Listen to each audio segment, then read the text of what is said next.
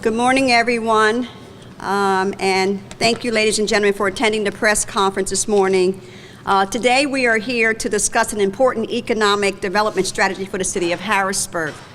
As you know, we have been committed to the Act 47 recovery process, and we have continued to work closely with the receiver's team, along with the receiver, in implementing the city's fiscal recovery plan. That plan continues to gather momentum, and all parties are currently working toward a swift, complex resolution to the incinerator debt. I am optimistic we shall resolve that debt in the coming months. Simultaneously, my administration continues to work on the city's structural deficit so that we can operate with a structural balanced budget within the next year or so.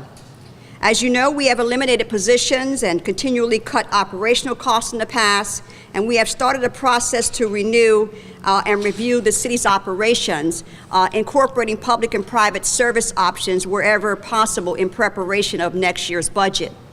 We also are working to consolidate infrastructure operations, water and sewer operations, and expand these operations into a regional-based strategic alliance that produces economies and advances the region in terms of environmental and infrastructure modernization.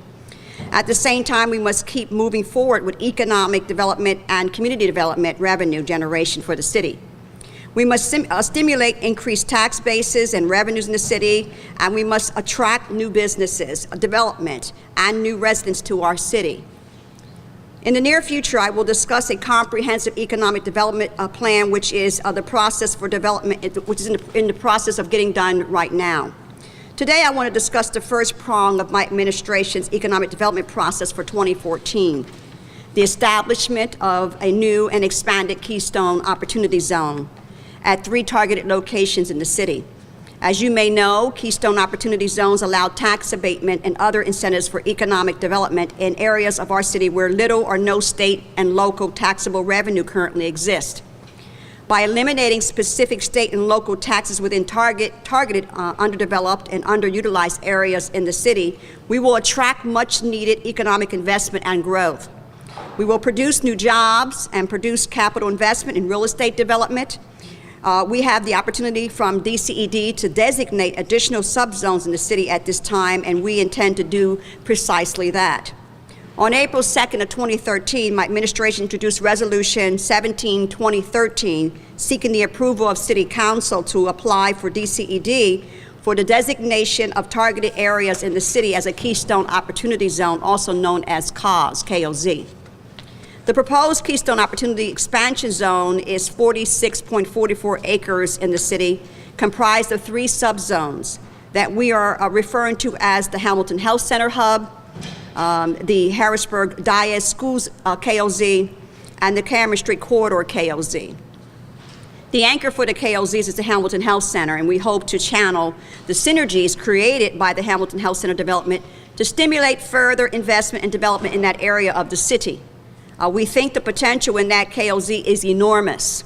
Secondly, we have included 2 unused Harrisburg School District parcels of land in the KOZ, which will be the Schimmel School and the William Penn High School, located at 3rd and Division Streets. And these are excellent parcels that could completely revitalize the uptown area and add tremendous value to that area. Additionally, these 2 Diaz of Harrisburg parcels have been included in the KOZ, the 2 parcels of land where the former Bishop McDevitt High School building is located on Market Street. Their mixed-use development potential for this area are a very excitement to all of the partners here today.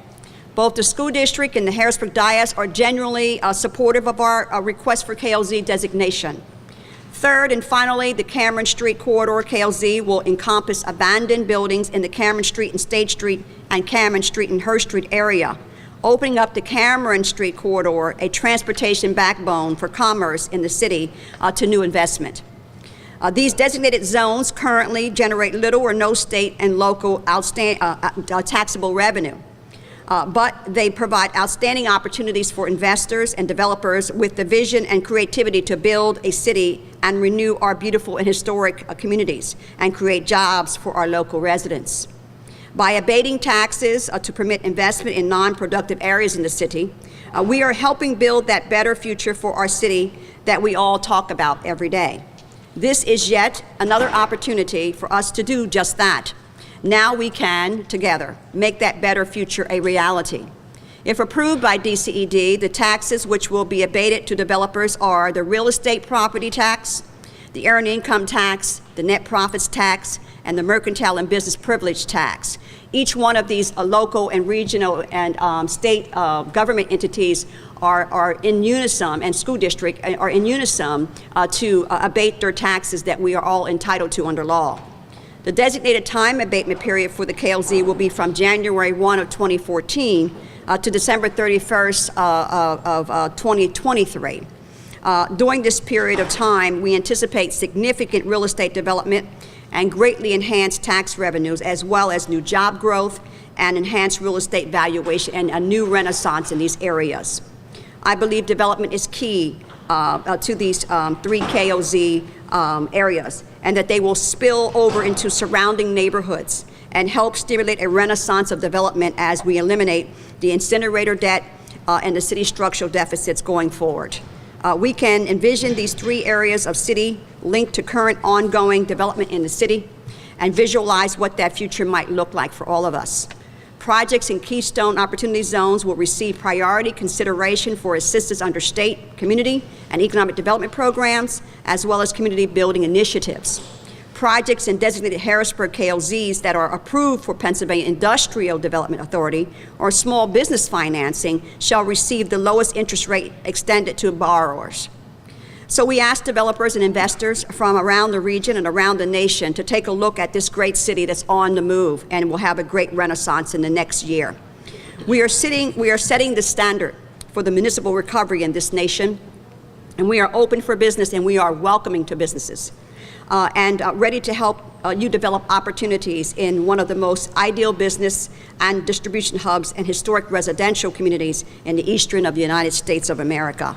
I want to thank everyone involved in the detailed preparation of this particular piece of legislation and project. I first want to thank Dave Black, CEO of CREDIC, and Linda Goldstein, Jean Vino, the recovery coordinator for the Harrisburg School District, and also Dr. Sybil Knight Burney, also Carlisha Halligis, who is the Deputy Solicitor for the City of Harrisburg, and Bob Philbin and Kathy Possinger, and the staff here at my Building and Housing Department. All of us worked together to create such an intelligent piece of project for the future of all of us. And I want to thank Governor Tom Corbett, Secretary Walker at DCED, and of course General Bill Lynch for the support they have provided to my administration in the city of Harrisburg. Thanks. And also we want to certainly give Council President Wanda Williams recognition as well, and the whole council body, because they have quickly moved to put this legislation into committee. And I do know that the chairperson is going to be having a public hearing, if not this week, next week, on this important piece of legislation, because the goal is to have it passed and back into the hands of the Department of DCED so that we can get approval before the October deadline of this year. And so thank you now, and I'll turn it over to Dave Black to have some further comments about the KOZ zones. Thank you.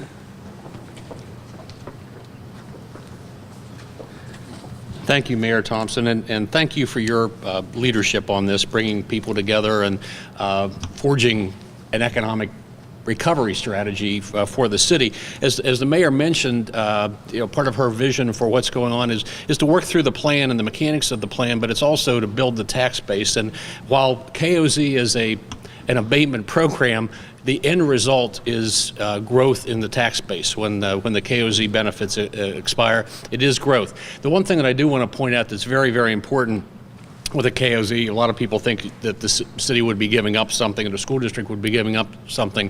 If you look in the receiver's plan, Dave Unkovic's plan, there's a quote. It's section 18 on the economic development strategy of the city. There's a quote that he pulled from a report that says, at worst, at absolute worst, KOZs are revenue neutral, KOZs and LRTA, and I think it deals primarily with the LRTA program, but it's a similar fact. The thing that's so attractive about the KOZ program is the state taxes that are not charged, and if it's a business, any of the taxes that they pay through the personal income tax, if they're a small business, or the corporate net income tax, are not charged. If it's residential, and we do have a residential KOZ in the city up at Cobo, the former furlough building, and KOZ was a significant benefit, significant inducement to get a developer engaged in that project. I do just want to make a couple of notes on things on the specific sites that we looked at. The mayor mentioned Kathy Bossinger, the Community Action Agency, and Janine Peterson, Hamilton Health, and I think it's very appropriate that the mayor's has designated the 17th Street corridor the Hamilton Health Hub KOZ. Hamilton Health has made a significant difference in that neighborhood, and it's a neighborhood that over many years, Community Action Commission has been working on a comprehensive economic development plan that impacts both residents and also businesses in that neighborhood. And the mayor has been working in partnership with them and pulling this all together. And it does take a team. It does take partners to pull this together. And mayor has recognized this, and I think it's only appropriate to, with this particular KOZ, to acknowledge the great work that Janine Peterson and the team at Hamilton Health has done up there, and the economic driver that we can see coming in the 17th Street corridor, which is an old industrial corridor. The other thing that I just want to mention very briefly are the schools that are on the property. This is being done in case the school district would consider selling them at some time. Their plan should be coming out here in the next week or so. It provides them options. It doesn't necessarily mean anything is going to happen, but obviously if you include a school district property in a KOZ, there's no taxes that are lost because they don't pay any taxes. So it's another tool, and that's what the KOZ program is for the city. And the mayor has been right on top of this one, and just understanding that we've got to pull what tools are available to us in the toolbox to offer them up to potential developers and other opportunities, both in the city and those that are looking at the city from outside. So I thank the mayor for taking the lead on this, and we stand ready as the chamber in Creedic to do anything to make this happen. I should just also point out that our role in this goes beyond the city. We are the KOZ coordinator for all of South Central Team Pennsylvania, and with us is Sean Donovan, who's going to be doing all the heavy lifting while we stand here and wave at you. But Sean's been he has done this in the past, and we're working with the other 8 counties in South Central Pennsylvania to aggregate properties, and obviously our cities are key in this, they're core in this, that we need to focus these kind of efforts and these kind of opportunities in the city. So Mayor, thank you for your time, thank you for your leadership. Thank you, Dave. Yeah. Thank you for your leadership as well, Dave and Linda. And that's pretty much the press conference, and we're just now going to open it up for questions from the media, because I know you all have brilliant questions. I'll let you go, Dave, first. Hi, Mayor. Have you spoken to Gene Vino? He mentioned last week that the city's already 47% tax exempt. I know they're struggling to try to get some more property taxes in. What's the challenges there? Well, you know, I've always made it very clear to this community that the city is 47% tax exempt. And of course, our very government entities, the state and the county, are the largest contributors to that tax exemption. What I've done as a part of revenue enhancement is, and my responsibility to get us out of these structural deficits, is to focus on revenue enhancements. And so I focused a task force to look at how we can engage intelligently with community-based organizations, churches, nonprofits, and even our very own state about contributing to the already existing payment in lieu of tax program. It's a pilot program. Brian Hudson heads that task force up for me, and we've had numerous meetings with dioceses, churches, and other entities to talk about their commitment in voluntarily contributing to the tax base. And I think we were very successful in putting in my plan, because when I became the coordinator, I ended up having to write my own plan for the Act 47, which the receiver's plan is mirrored after that. And I put $4 million in a line item, you know, challenging the governor to honor that, particularly because they were giving us $2 million in fire protection money as a guise of payment in lieu of taxes. And I put in an extra $2 million, making it $4 million. And I do know that Senator Rob Teplitz has really been trying to get that particular piece in my Act 47 plan, which is now the receiver's plan, pushed through the Senate, and hopefully he'll have some success out of that in doing so. So again, we've been very proactive in making sure people understand that, you know, while we can't mandate nonprofits who are exempt from IRS status to pay taxes, but, you know, an inordinate amount of free services are delivered to these nonprofits through fire protection, police protection, and sanitation that they're not paying for. So we know they do good work in terms of social services, but we still ask them to contribute voluntarily. And some organizations are. I think we're at about $500,000 in payment in lieu of taxes for the city of Harrisburg through various nonprofits and churches who voluntarily contribute to that plan. So again, this is bigger. You know, while we really want to focus on increasing our tax revenue, but when it comes to a city and fiscal challenges like we are, we have to be thinkers outside the box. And when I mean that, you know, we have to be willing to send a loud message that the city will be solvent to businesses and developers, and that their future is stable, and that we need young professionals and older professionals coming into the city who have purchasing power to support restaurants, local businesses, hotels, to generate that extra revenue. And these types of economic development projects with that dangling carrot called the KOZs and the LERTA program as well, I propose to councils in committee, that would be another way of attracting these businesses inside the city, because the key is to grow jobs. Because when people have jobs and local residents have jobs, they have purchasing power to go out and support hotels, restaurants, retail shops, bookstores, and that all generates revenue to support our local economy, and that money comes back eventually to the city of Harrisburg's budget, because those businesses who aren't in KOZ zones, who aren't a part of LERTA, still are paying property taxes. So there's a way to balance that and offset it, and I believe this is another way of doing it. Can I just add Yes. something to that? Dave, just to make it very, very clear, this KOZ, if adopted, would take nothing off the current tax rolls. Right. And there's sometimes a misperception of that the city and the school district is going to be giving up something. Nothing would come off of the tax rolls. Absolutely. You know, that much. So as I said, they're revenue neutral at worst, because there are payments that have to be made equal to the taxes that are currently being paid. Right. I thought you knew that. Mayor, do you have any knowledge of any developers that are currently looking at the properties that may have been interested in them? Yeah, and out of confidentiality, because they haven't put their plans in yet. You know, we have. I meet with developers all the time, and I would suspect that once they want us to release it, we'll make that public. But yeah. We do have some that are interested in those properties, and the goal is to get those properties up and rehab, and stabilizing the neighborhood. And as you heard Dave articulate, that the CEO Jeannie at Hamilton Health Center has been key in helping to stabilize the 17th Street corridor. As you know, the Coca-Cola building is directly across from her. That has been an eyesore for the last 50 years. And we're hoping that that someone would bite at that property and take it to a height that we never envisioned before. So, yeah, but there are a number of people that are interested in not only our buildings in the city, but also the school district buildings as well. And I've spoken with Gene Vino, who came over to present to the mayor and the receiver their recovery plan. Dr. Knight has indicated that she's very supportive of the KOZ. It's just getting it through the school board as well. Yes. Hi there, I'm Rebecca Solomon with Fox 43. Oh, hi, Rebecca. We haven't met yet. Well, welcome to the team. Thank you. When can we start to see the benefits of the KOZ initiative? Well, the state, we have to have it over to the state by October of this year.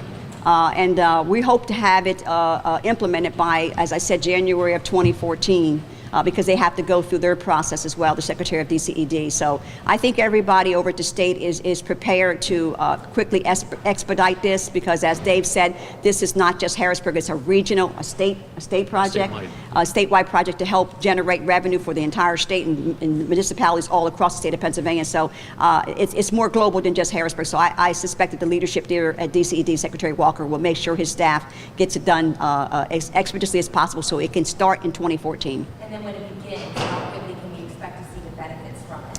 Well, you know, developers, it's about turning the key, getting the capital. As you heard me say in my remarks, that the state has put in extra incentives and buffers, if you will, to help get those developers to make a decision a lot quicker. They'll be given priority for low interest capital loans. And at the same time, they will be put at a priority list when it comes to other grant dollars that the state does provide to help incur economic development and spur economic development. So I'm hoping that we'll probably see our first project by mid next year, 2014. By spring of 2014, you'll probably see some shovels in the ground. Yes. I'm Barb Miller from the Patriot News. While you can't be specific on the developers, what are, in general, what types of development might this? Well, my wish list would be manufacturers. I mean, that would be my wish list, because that's sustainable wages, and it is high wages. It's about attracting a product that where they're not going to be getting a KOZ for the benefit of tax incentives and then pulling out of our city. So it's about sustainability and growth for our local economy. Yes. You were talking about revenues and really trying to crack away at the incinerator debt. Were you surprised to hear that Duncannon Borough last night decided to pull their $50,000 contract from the incinerator? Not aware of it, and so therefore I'm not going to speak on something I'm not aware of. They sent out a press release saying that. Haven't seen it, not going to touch it. Don't know anything about it, so I'm not going to stay here and talk about something that I don't know. And you have a press conference. I want to stay focused on the KOZs. Mayor, would you be concerned to lose more money? I'm always concerned with losing money. I mean, again, over the last 50 years, the city has lost well over 50 or 60,000 people. That's revenue. Which is why we're all a part of building a team around this government to do greater things to recapture the lost revenue over the last 30 and 40 years. So again, it's about moving the city onward. And again, businesses close, they come and go all the time. Our goal is to keep a sustainable plan in place to attract the kind of developers that are going to stick and stay. This is a great place to work, live, and play. And we have proof that investors are still investing in this city and developers. Again, I'm proud to stand here to say that in the midst of all of our fiscal challenges and in the midst of some who literally filed for bankruptcy, we still had developers investing millions of dollars into our cities, and particularly in distressed neighborhoods. 1,800 plus new businesses were established since 2010, and a total of 1,442 jobs were created, both part-time and full-time. That's a great testimony to say that people are still investing into this historical hub, and they will continue to invest, and we're going to continue to make life a lot better for businesses and developers to keep them staying and coming into the city of Harrisburg. And it takes a global effort, a team effort, and there are people here who are committed in terms of professionals, businesses, to make that happen. The reality is not everyone is committed to the city of Harrisburg, and if people want to break their contracts or move in a different direction and not support the city, are you concerned about that? Listen, I certainly am not going to lose any sleep over it because, as I said, there's a global plan in place that when one leaves, 20 will come. Businesses come and go all the time. Mayors talk about how we compete against each other to attract IBM into their city. So it's the way of life. It's competition. And that's exactly why we're putting together a plan to be competitive. And this KOZ project and the LERTA proposal that I put in council allows me to be on the cutting edge to compete with my suburban municipalities because, again, they take customers from me and I take customers from them. It's the way of life, and we don't lose any sleep over it. It's the way businesses have a choice to come and go, and we welcome that. But again, the key is to have a sustainable plan in place to attract those who continue to want to come. Mayor, a big investment came yesterday with the new outdoor show. The NRA said they're going to give 7 figures to come to the farm show complex next year. It tends to be a big economic impact, especially after this year's loss. But is there any struggle with you being a part of the Mayors Against Illegal Guns and having the NRA? Money is green. Well, let me be more specific. First of all, I'm proud that there was a resurrection of that partnership, and it took some effort on both sides to make it happen. And I'm particularly proud that they rebranded it. Because as you know, the controversy was all heightened when mayors around this world and the President of the United States rode out with what we believe to be sensible gun legislation. And 90% of America supported us on that. And the 3 priorities was that we wanted them to tighten up the loopholes in the gun legislation that had expired. We also wanted them to ban high ammunition, high capacity assault weapons that murder kids in a matter of seconds. And we also wanted them to make it a felony for gun trafficking trafficking. As an urban city, I am dealing with gun violence every day. Versus suburban America deals with it in a more violent and vicious way every now and then. But I deal with it in a violent, vicious way every day. And so closing those gun loops and making it a felony for gun trafficking and banning high-capacity ammunition was what we were advocating for. And so when now those individuals pulled out of the farm show, I guess there was some smart thinking on both ends, because both parties lost. No, there was no winners in that. And so the intelligent, responsible professionals came together and said, let's rebrand it. It's not a gun show. And because NRA is behind it, doesn't make me lose sleep. I've never been anti-NRA. I have been pro-Second Amendment rights. People have a right to bear arms. What I have been anti is getting guns into the hands of those individuals who recklessly ruin the lives of innocent people. And that's what all mayors around this world stand for. So we're not anti-NRA. So the fact that NRA is backing this great American sports show, which is what it's called now, I think it was brilliant that they rebranded it. To take away from the naysayers who want to cause friction and distraction. And the city's going to get well over $400,000 in amusement tax revenue, so it's a win-win for all of us now. Before it wasn't, so I'm pleased that the smart and intelligent people got together on both sides and saw that it was a loss for everyone. Yes. If I may, sorry, Mayor.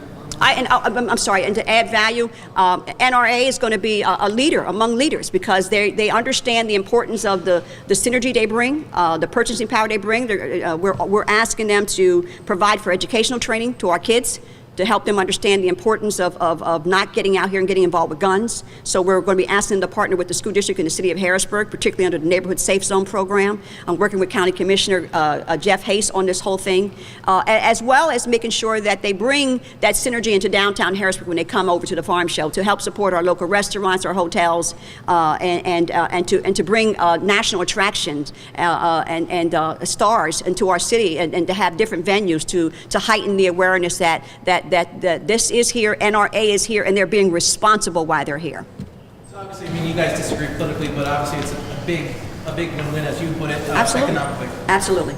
And socially too, because again, the educational piece that I want them to bring, because again, we want to make sure that we're not compromising our principles here. I still am advocating, like all the mayors, for those three top priorities, for sensible gun, to close the loopholes for making sure every person who wants to buy a gun gets a background check, making gun trafficking a felony, and banning high capacity ammunition weapons that mean us no harm, mean us no good in our very own communities. So I'm sorry. Oh, that's okay. I appreciate that, because education, especially on gun, is a reality. Absolutely. To deal with it. Yes. Bringing it into the schools and education is brilliant. Yeah. Excellent. Thank you. Very interesting on zones and stuff like that. What about enterprise zones and free trade zones? There are a number of state incentives available. You want to talk about those, Linda? Linda Goldstein is with CREDIC. She's the guru on this. Let her tell you about some of the other incentive zones that the state does have available. Excuse me. Yeah, to answer your question, there are enterprise zones in the Tri-County region. In the city, most of the city is in an enterprise zone, but we have focused mostly on the Cameron Street corridor. We've done a couple of projects down there. So with the enterprise zone, you have access to low-interest loans, and CREDIC administers a revolving loan fund targeted to companies that want to move into or expand in the enterprise zone. And if they expand the various footprints of buildings, they are entitled to apply for enterprise zone tax credits. These are state tax credits, not local tax credits, but state tax credits. But I think we're talking a little bit off. The enterprise zones, which we're talking about, is for international trade. Oh, you're talking about hub zones. Okay, yes. Yes, we do have, I'm not as familiar with the hub zones. They're run out of an organization in Berks County who administers some international zones in our immediate region. I think there's a zone down near the airport, but they are definitely administered by an organization out of Berks County. That would be very interesting. Yes.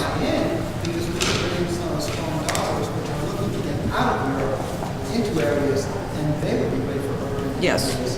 Even if it's just warehousing, import, export, we would still have minor assembly and stuff. Yes. But it would be good and it gives us an edge from everyone else because very few of these hubs exist. Absolutely. Very few. Anything else? Thank you. Any other comments from the media? If not, I clarified it. I didn't. Again, it's a decision that they made, and I think the benefactors, if they do decide to take their trash somewhere else, Cavanna runs a lot of waste systems around this region, and let's just hope that they'll get their needs met. And my responsibility is to make sure that we don't have any illegal dumpers coming into the city. Thank you.